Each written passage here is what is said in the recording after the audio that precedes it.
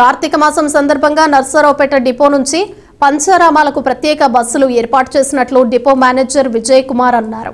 ఈ సందర్భంగా శనివారం డిపో మేనేజర్ విజయ్ కుమార్ మాట్లాడుతూ పంచారామ క్షేత్రాలకు ప్రత్యేక బస్సులు ఏర్పాటు చేశామని, ఈ అవకాశాన్ని ప్రతి ఒక్కరూ సద్వినియోగం చేసుకోవాలని కోరారు.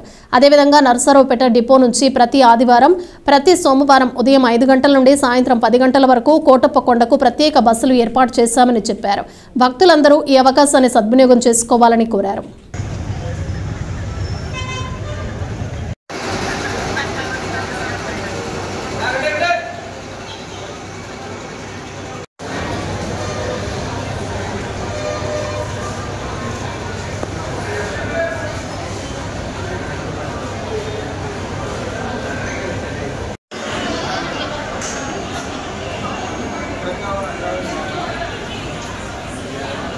కార్తీక మాసం సందర్భంగా నర్సరావుపేట చుట్టుపక్కల తదితర యాత్రికులకు భక్తులకు సందేశం ఏంటంటే, ఈ కార్తీక మాసం సందర్భంగా ప్రతి ఆదివారం సోమవారం కూడా కోటప్పకొండకు ప్రత్యేక బస్సులు 5 కాడ నుంచి రాత్రి 8 గంటల వరకు 10 వరకు కూడా అవసరాన్ని బట్టి తిప్పుతున్నాము.